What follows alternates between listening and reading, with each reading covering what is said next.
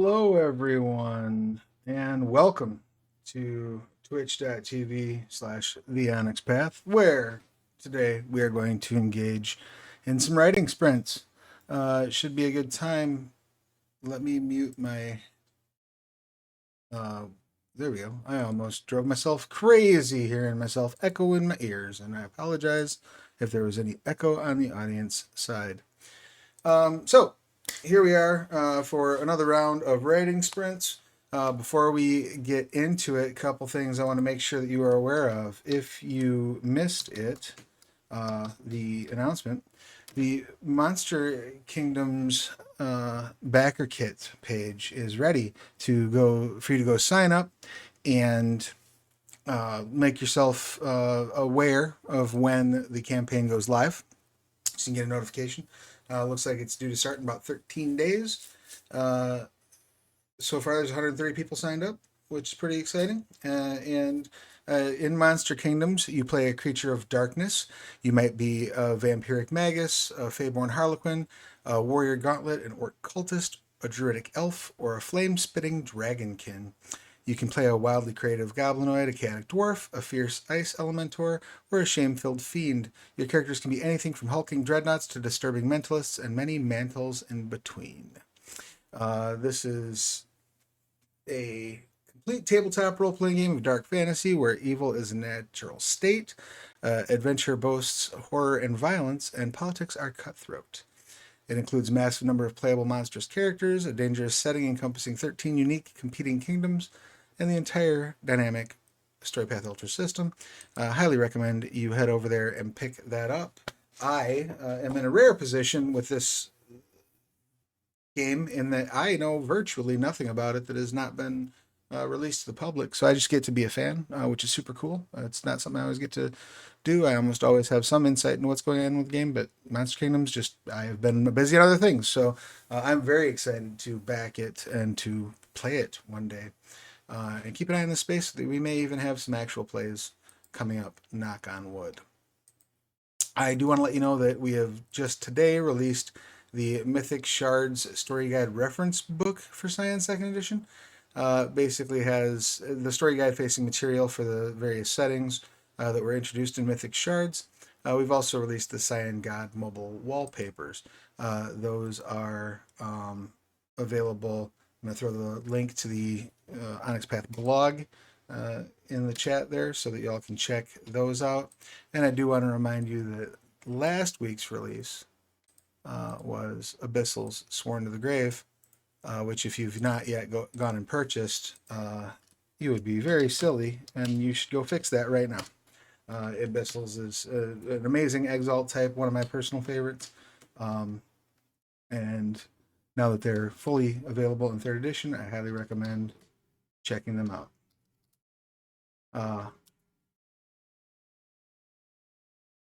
So I saw a question already pop up in the chat.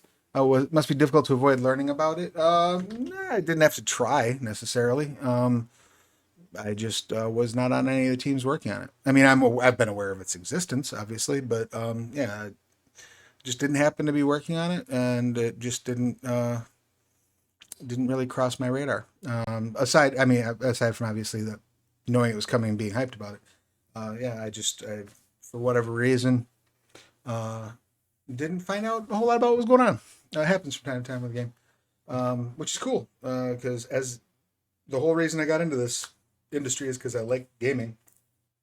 So it is nice to be able to engage with some things as a fan from like an outsider perspective, I guess, without the burden of having to worry about how do I write for it, if that makes sense. But today we are all about burdens and having to write for things. In case this is your first time rolling in the door, the Storypath Nexus ride-alongs are basically we do a series of writing sprints. In between those writing sprints, I will answer some questions or just sort of talk about what's going on in my world. And yeah, we do 20 minutes at a time. I play some music while we work, and yeah, just generally encourage folks to work on things for the Storypath Nexus, of course, but If you want to work on a different community content program, we do have Canis Minor, which is our community content program for Pugmire. Currently, it just supports first edition, but everything for Pugmire first edition is now supported on Canis Minor. Let me throw that FAQ in the chat.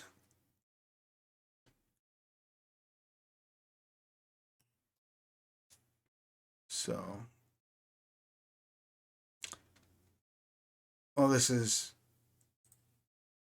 let's see, one second. This is everything that is available currently under the Canis Minor banner.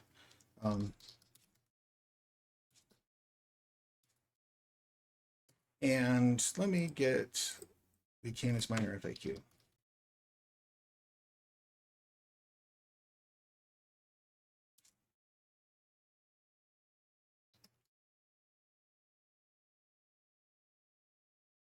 There we go. Here is the FAQ. You can check that out if you're interested in publishing material for Pugmire First Edition. That's there. Will Pugmire Second Edition come to Canis Minor? I'm probably at some point. Hard to say. Not sure. It uses the Onyx 20 system. So that may be a factor in why it's not opened up yet. Then they may just want to be waiting until they're able to get the Pugmire traditional printed book out into stores, which, as you know, if you've been alive for the last 8 months, getting anything printed is just an enormous challenge right now, thanks to our current political situation in the United States. So that may be the holdup. I'm not quite sure. But for now, everything first edition, totally unlocked. The other programs that we have are we have the Sluretian Vault for Scarred Lands.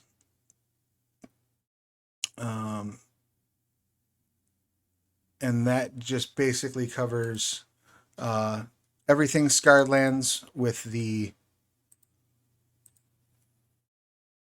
5th edition Dungeons and Dragons rule set or the Pathfinder First Edition rule set. So you can release for either of those. If you wanted to do something that's like a conversion of 3rd edition material to 5e or Pathfinder First, you can absolutely do that.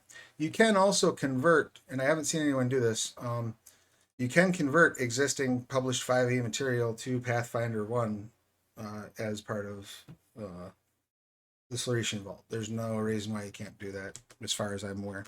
But if you are a fan of Scarred Lands, I will pop the Sluretian Vault FAQ in the chat, as well as the Sluretian Vault listings. Lots of cool stuff out there.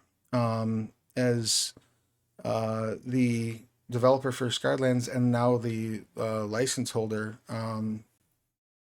licensee for the Scarred Lands Savage Worlds, I love the Sluretian Vault. I think the creativity and the ideas that are being thrown around in there are top tier. I wish more people were publishing there more often. But if you're remotely a fan of the Scarred Lands, definitely check those products out. Throwing that link in the chat as well. And then, of course, the Storypath Nexus. That is our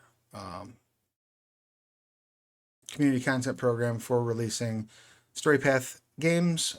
Presently, those are limited to Storypath Classic games.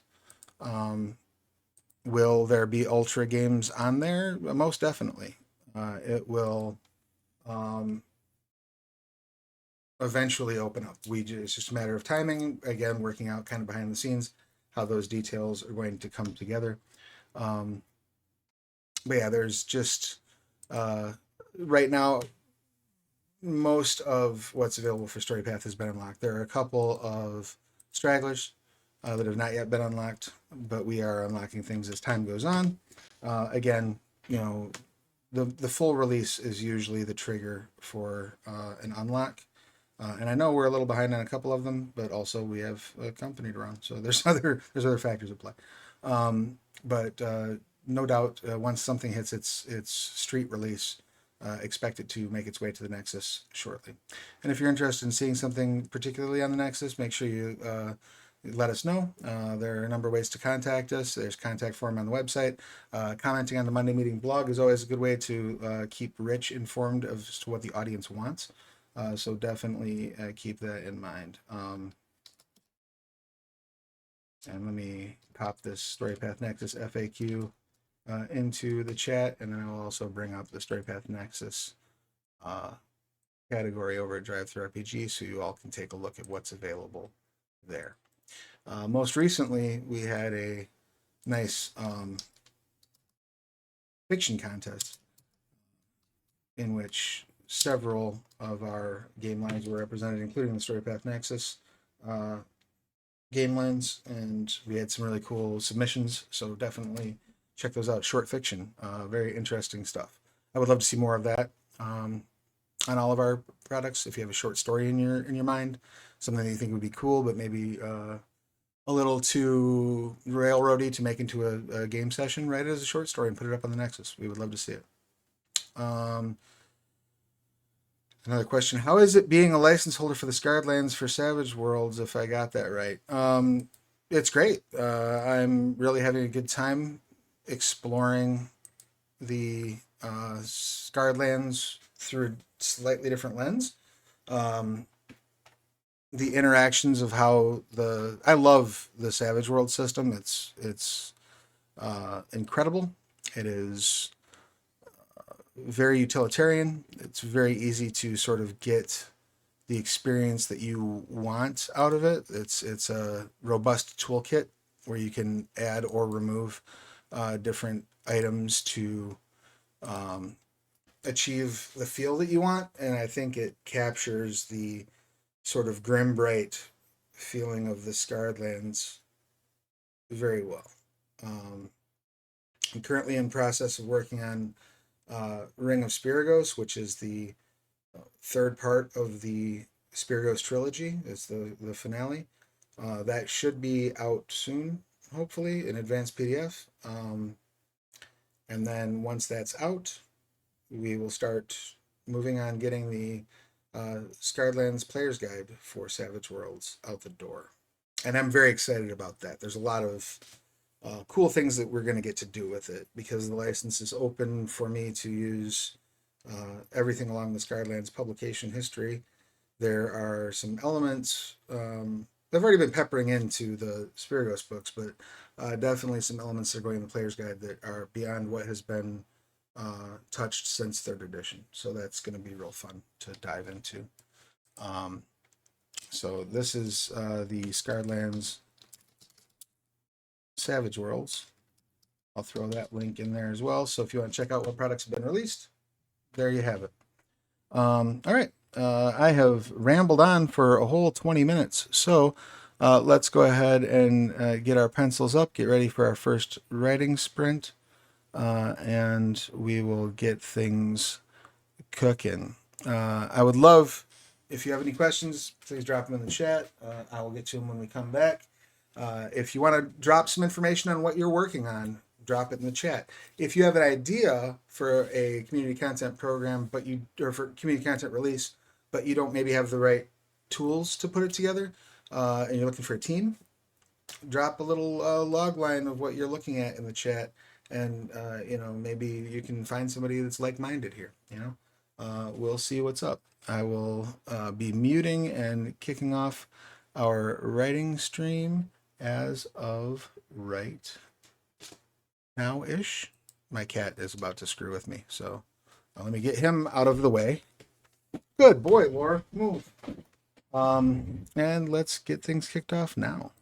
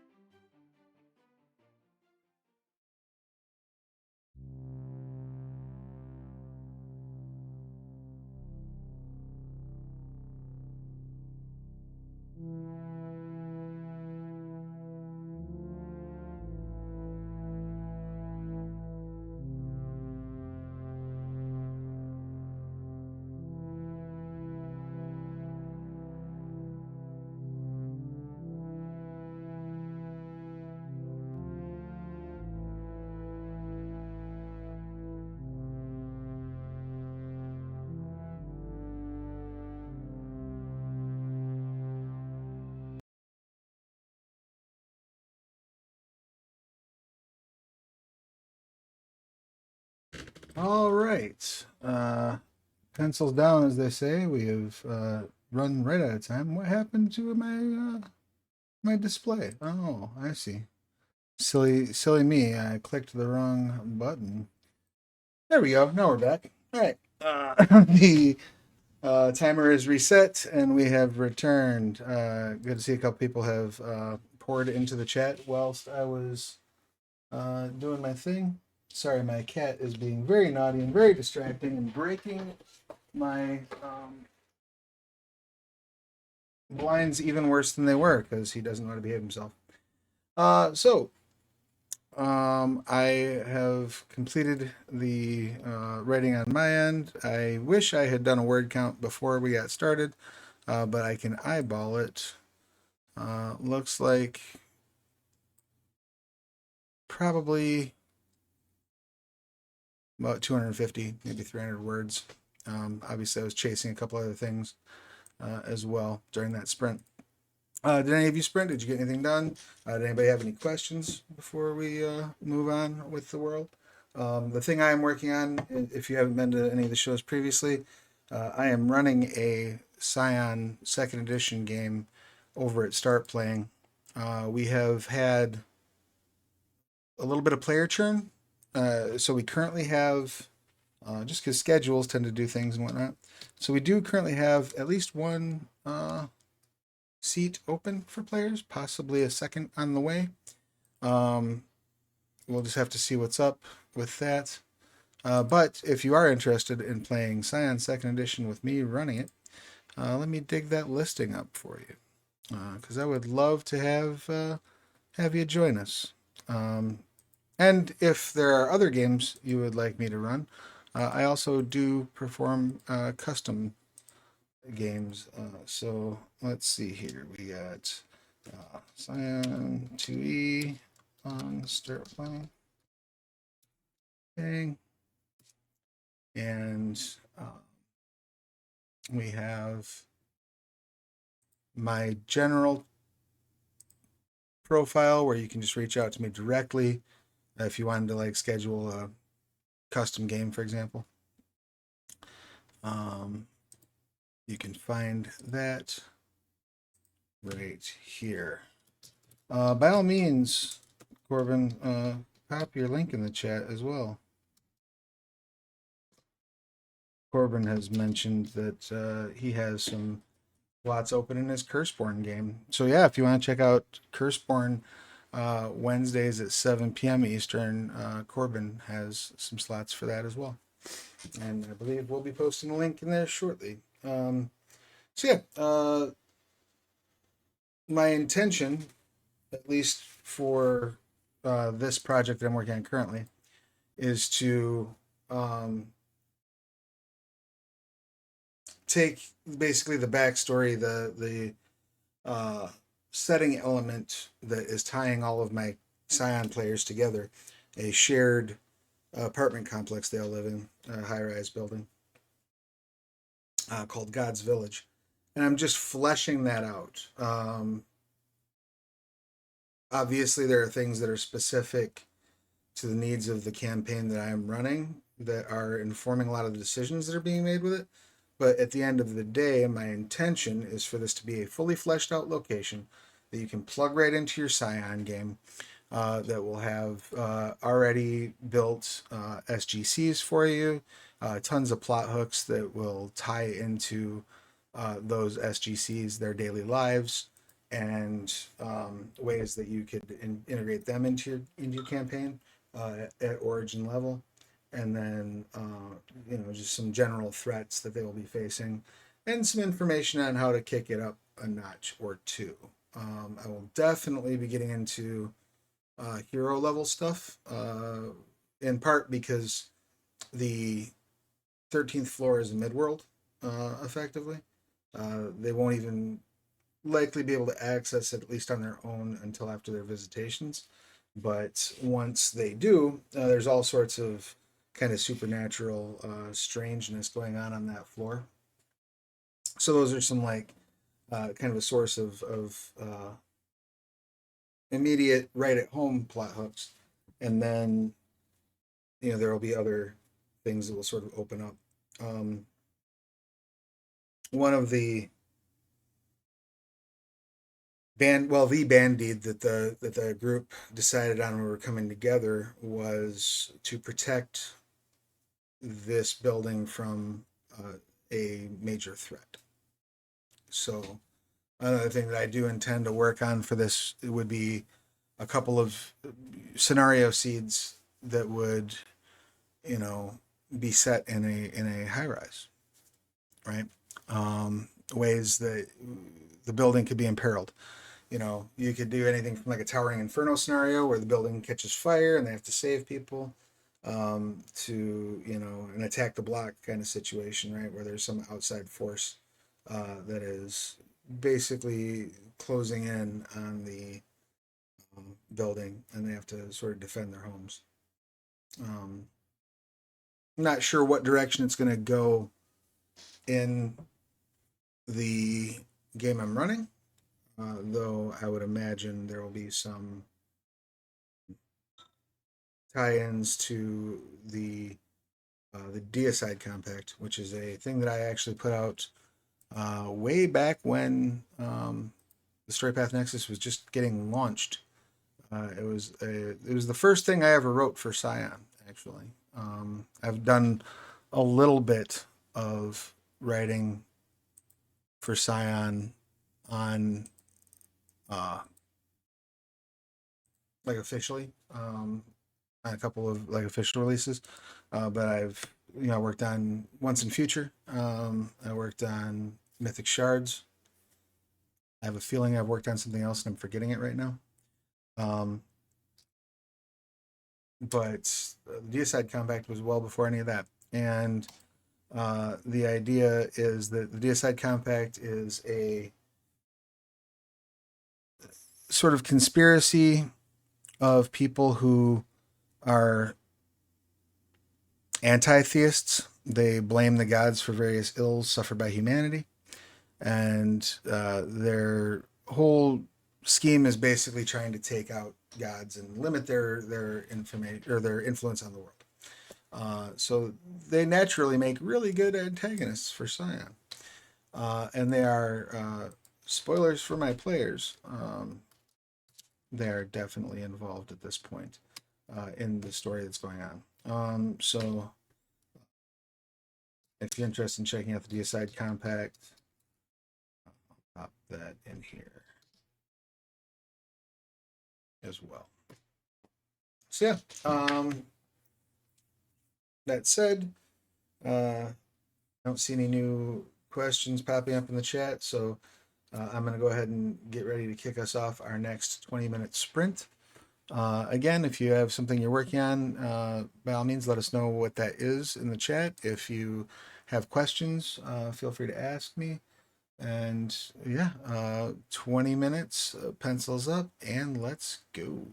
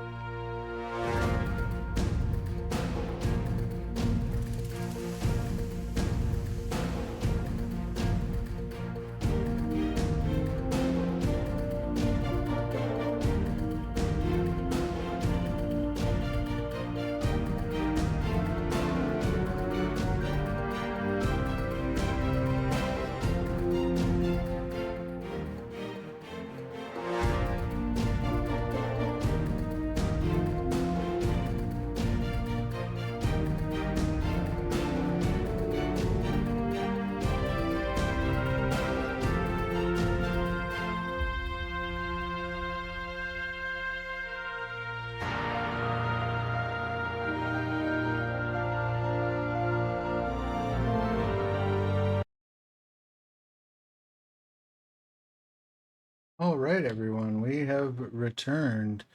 That is our second sprint underway.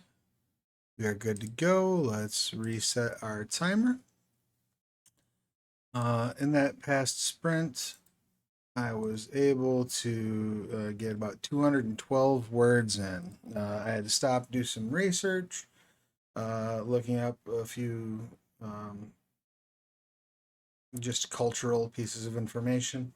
Um, the one of the just I guess interesting facts or characteristics of this building is that there is a uh, superintendent who has a rooftop garden, and next to the rooftop garden, and the rooftop garden has room for any of the tenants who wish to take a little plot and sort of grow their own flowers or do what they want to do. But most of the gardens handled by Keith, the superintendent. But next to the rooftop garden is also a like patio, where it's got like a grill and various patio furniture and things like that set up. But one of the things that he does is decorates the rooftop based on the next holiday to come. So just kind of discussing because it's Scion, because religion is so much more broadly practiced, I guess, in the world. Um, and much more diverse in day to day life in America, for example. Um, I just wanted to kind of touch base and give a couple of example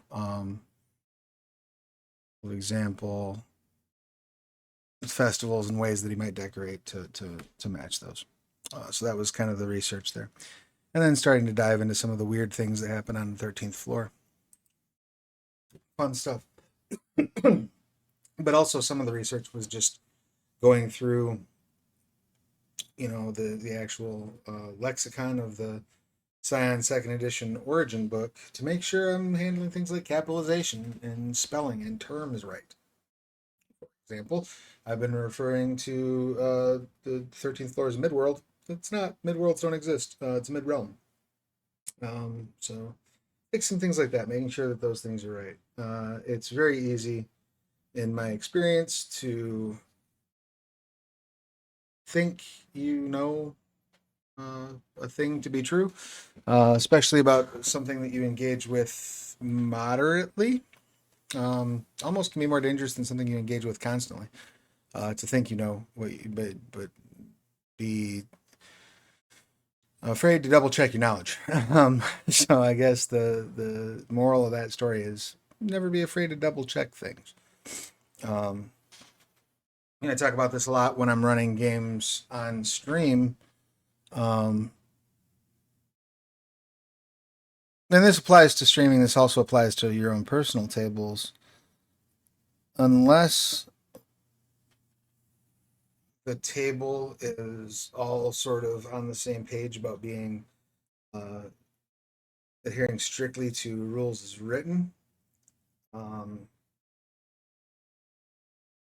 I find there's nothing wrong with just making a judgment call based on what you remember of the rules or how you interpret the rules in the moment, and then, you know, digging for it later. And if you were wrong, correcting in the future, especially on a stream, because it can be very there's nothing quite so fun as watching somebody dig around through the rule book to find an answer. Um, it kind of kills the momentum. So I would rather make a judgment call and have gotten the rule wrong on a stream than make the audience sit there for 5 minutes while I figure out a rule. Um, there are exceptions to that sometimes, particularly if I'm trying to showcase like a new system or something like that. But generally speaking, I think that sort of off the cuff decision making is part of the fun of story guiding and to be expected. Um, when you're writing, it's a completely different thing. Uh, it's an open book test. You have the information there. Just use it. Double check it. It saves you trouble down the road. It just generally makes things go smoother. And one thing that you can actually do too that I am not personally using because I'm leaning right on the books themselves. But that said, there are style guides that are available through the Storypath Nexus that kind of give you a uh, series of recommendations and guidelines for how to outline your chapters, structure your writing, deal with the uh, tone, themes, things like that. You know, scions, and these are all for free, by the way, as well. So if you're interested in checking those out, there's Scion. Throw that in the chat.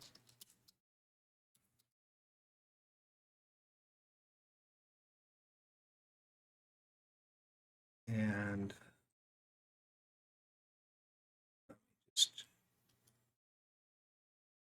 see if I can get the rest of the style guides up. So yeah, we have They Came From, we have Trinity. Actually, have two for They Came From.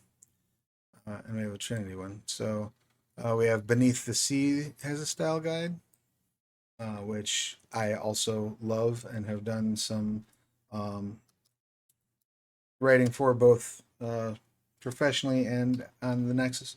Um,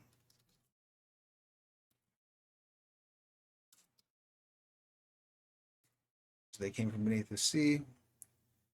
Grab either They Came From Beyond the Grave. Another setting I love, though the only stuff I've done for Beyond the Grave has been for the Camp Murder Lake expansion.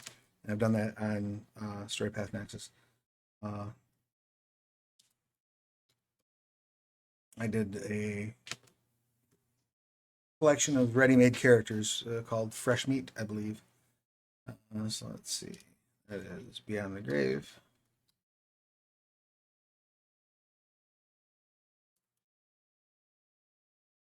And again, I would like to stress these are free. They're free downloads. They're even if you're not going to make community content, these are handy references to have so you can have sort of some insight into the design ethos and just the general, I guess, structuring of information that these systems use. Um,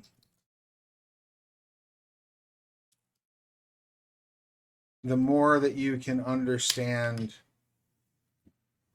the perspective from which that the book was, which that, whew, it's bad writing. The perspective from which the book is written, and the perspective from which the setting is introduced, and the perspective from which the rules are addressed. If you can get a good grasp on that, it also can only help you not only write your own releases, but guide your table, uh, interact with the system in the moment at your table, and even as a player, give you some guidelines as to ways that you might interact with the world, both on the system and on the story side. So I think that those style guides are a wonderful thing to pick up, whether or not you're planning on working on any community content. And as you're going through them, you may find some inspiration that would bring you closer to working on something. You might be looking through it just for ideas on that you can bring to your table and go, oh, you know what, that'd make a cool Nexus supplement. So there's a lot to be said for looking at those style guides. And again, I want to reinforce that community content is a great way for you to take your ideas that you're coming up with. If you're a story guide, you can take the ideas that you're coming up with for your table anyway and get those out there in the world. Monetize them, sure, that's a nice aspect of it, absolutely. And we do want you to be, charging for your work. We do want you to make money on your work. It's part of the whole point. Um, but also just the idea of getting your ideas out in the world, seeing how they mesh, people do leave feedback and reviews on these things, and that can help too. That can help you improve your craft. It can help you uh, determine what works, what doesn't work from a storytelling perspective. It's really it's there's just no reason not to do it. And you can put things as simple as, let's say you've made up a list of, you have a gun bunny in your group, and they really just want to shoot things, and they want 30 different guns. Storypath system doesn't generally uh, provide that much. You get a set of tags, and you can sort of build those out. But there's no reason not to take a bunch of those tags, build some. If you're building guns for your home game anyway, take that list of guns and throw it up on the Nexus. If you look at a game like, to jump over to another line, Assassins, for Trinity Continuum, there's a host of weapon tags in the back of Assassins. And though there are sample weapons as well, there's a lot of room to grow. So like that's a place where you can build things. Also, if you're looking through it and you're like, you know what, I would like a weapon that does X, Y, and Z, but I don't see the tags for it, that is a design opportunity. And say, okay, well, I'll make some tags that'll fill that. We talk about that a lot with Trinity Continuum Aberrant, which has a wildly modular power design. It's meant to give you frameworks that you will then customize and flavor. And there's a robust collection of tags that go on those powers that help you further sort of lock in what you want your power to do. And that's great. It's really robust. There are a few concepts that can't pretty easily be made into an aberrant power or mega edge, but there are some. And there are some tags that go along with powers that get you 75% of the way there, or that you have to like fudge or fiddle with. Alternatively, though, if you're working on aberrant concepts, you're like, I have 10 ideas for powers that don't quite fit the mold. You could work out, you can of course write up a new power and put that out there, but you could also work on new power tags that will allow you to shift the existing powers more in line with what you're thinking. So things like that are all fertile ground that you can explore as you are trying to assemble your Nexus releases. If I had a bunch of free time, those are some of the ideas that I would pursue. Mechanical widgets usually do very well. In terms of, I'm much more familiar with how Trinity performs on the Nexus than Cyan, just because I've done a lot more work in that space. But I will say that like collections of SGCs, collections of like materials, so super science stuff, inventions, those move. Those are a good way to get some traction on the Nexus, and there's a high demand for them because the system is so modular and sometimes a little hard to parse. So when people do the work, it saves another GM who maybe isn't so good with the system stuff but is focused on telling a good story. They can go onto the Nexus and be like, I don't want to build 100 gadgets for this gadgeteer SGC, but I want them to have oodles of gadgets. Let's say go hop on the Nexus, pick up a couple of books from people who've already done the work.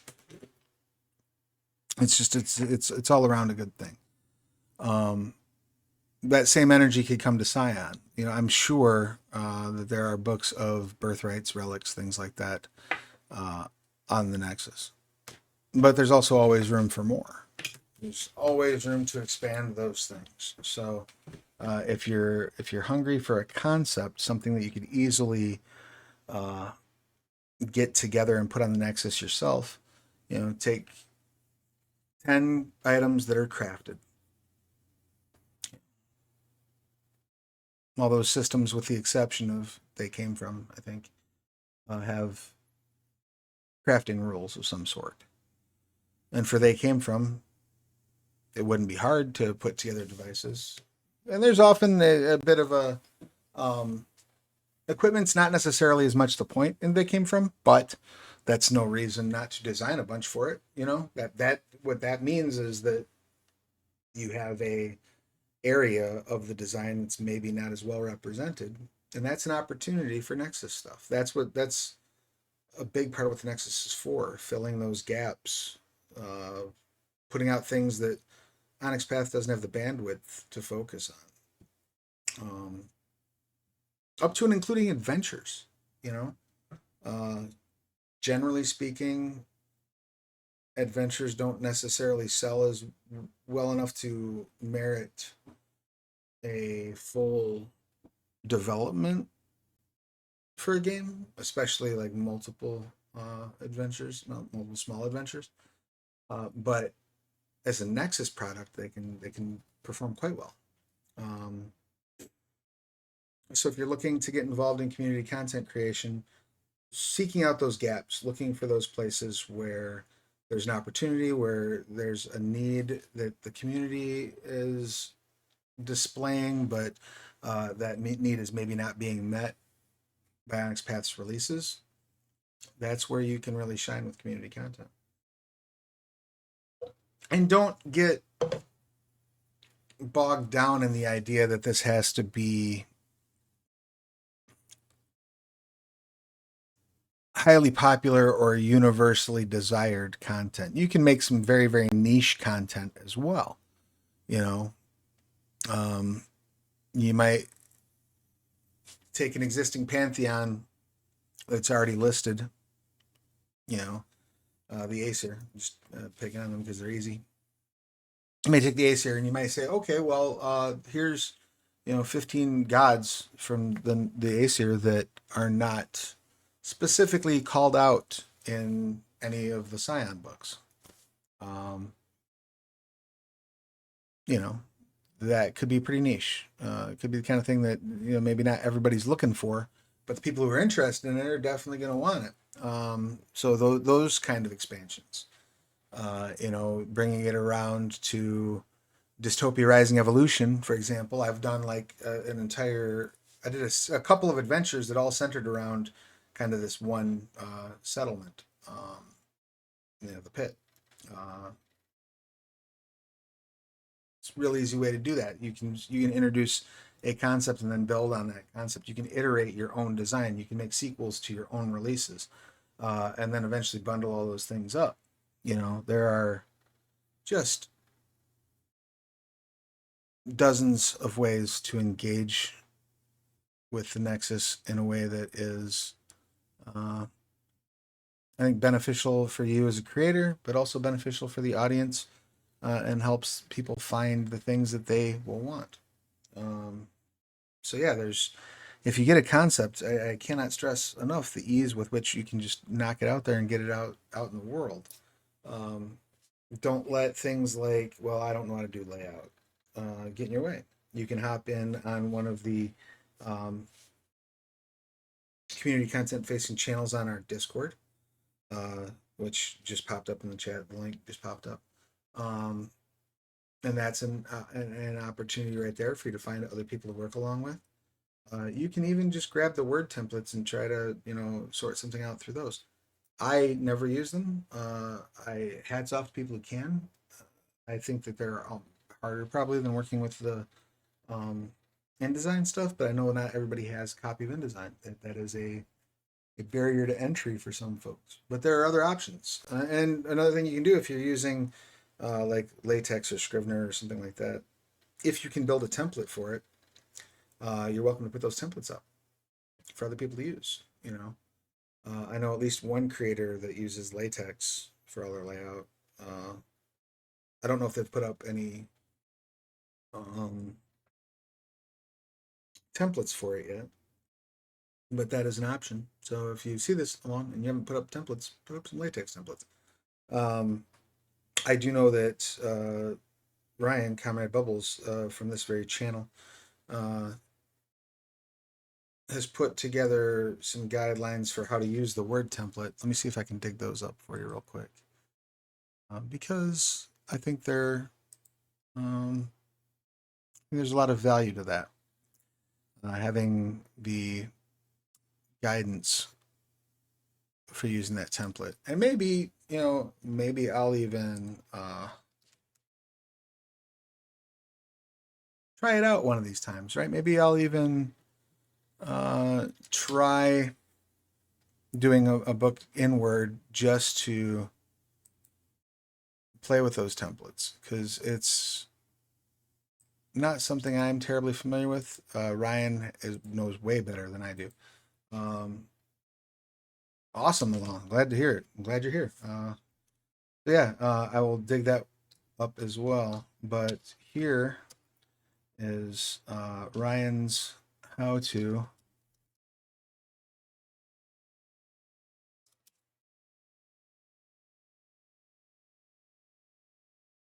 using the word templates. Now, Ryan's is specifically geared toward the Storypath Nexus word templates, but I would imagine that most of that information is probably universal, or at least very easily ported over to the um,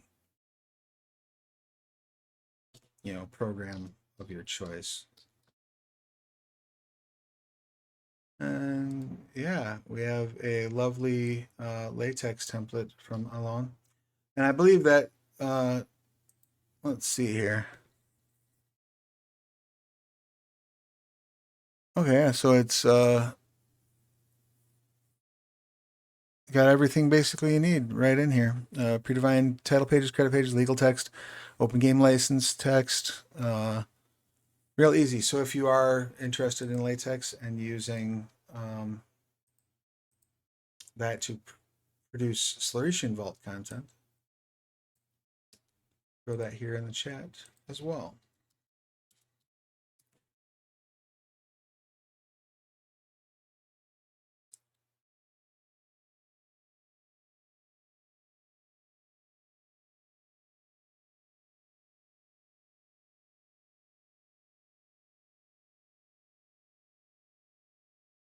Yeah. Um, lots of different ways to get things up on the spot. The community content program of your choice. So I'm here to tell you there's the only obstacles is you. Um, everything else can be sorted out. So all you got to do is decide you want to do it. And it is worthwhile. If you're on the fence about it, in my estimation, it's worthwhile. If you have any desire whatsoever to be a designer, it's a nice way to get your foot in the door. But also, even again, if you're just looking to hone your craft as a storyteller, if you just want to get feedback outside of your players, there's 100 reasons to contribute to community content. So I recommend everyone consider doing so. Now that I have rattled my brain box about that to an exhaustive degree, we're going to go ahead and kick things back on. Everybody grab your pencils. We have another writing sprint incoming.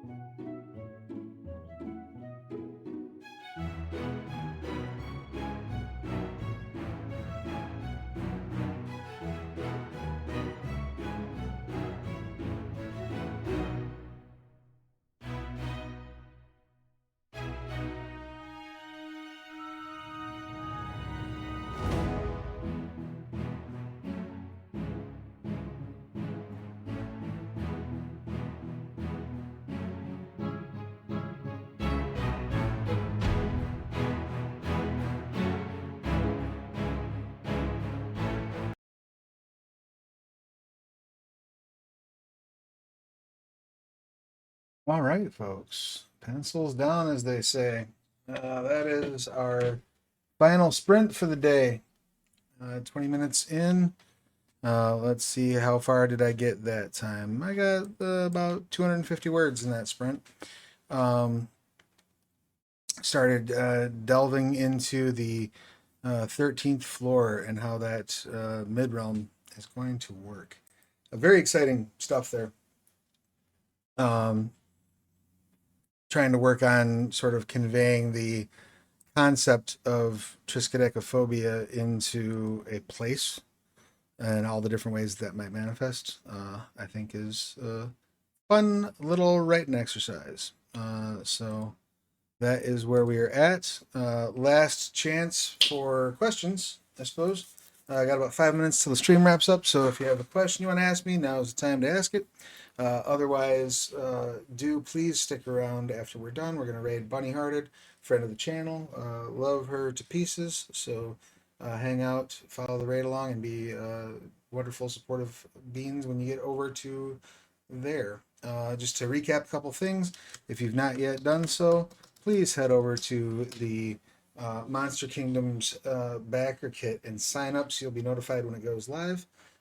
It's the newest game for the Earthbane cycle, a dark fantasy game using Storypath Ultra, where the evil has won.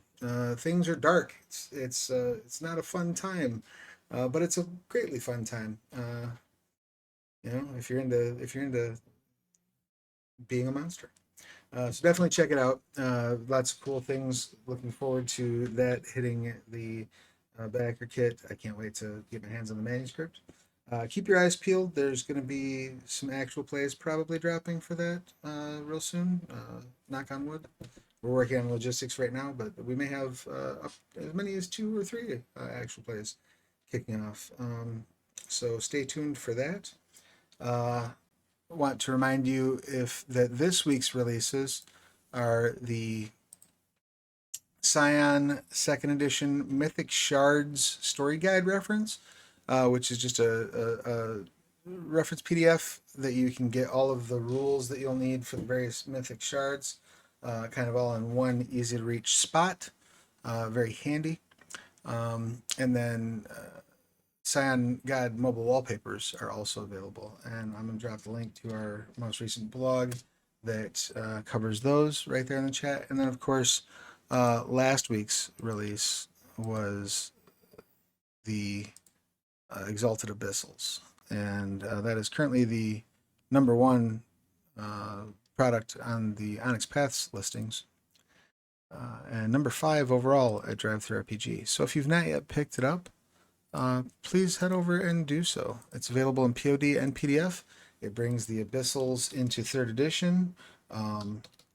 I love the Abyssals. If you've been following my stream, the Abyssals are the enemy that the Exalted Essence crew will be facing in earnest once they return from their mid-season break. We do have one of our players is with child, and she will be taking some time off because she's going to have a baby very soon. So once the dust is settled from all that, we will be returning with more Exalted the Wild Hunters. Until then, we're going to have a little bit of downtime. Also, do want to remind everyone this came up in the Monday meeting notes, but I just want to bring it up again for folks. We are always looking for new content, looking for streams to put on this channel, things that could go on YouTube, things that you're producing for your own networks. If you have anything that you would like to share with us, whether that be an idea that you would like to use, put on our Twitch, or something that you are doing on your own channels, please let us know. We have a content creator form. I'll copy the link and paste that in the channel here real quick, that you can fill out. You can talk a little bit about like what you have in mind, and we'll reach out to you and say, hey, this sounds good. This could change. Yeah, yeah, yeah. and maybe wind up with your own actual play or other content too. We're looking for interview shows. We're looking for lore dives. Anything that you might do that would be related to our games. We would love to hear about what you got cooking. Um, I believe that's it for me. So I would like to thank you all so much for being here. Always a pleasure. I will be back this time next week to do another writing sprint session. And I hope this has been informative for you. Stick around and show Bunny some love when we get over there. Thanks, everybody.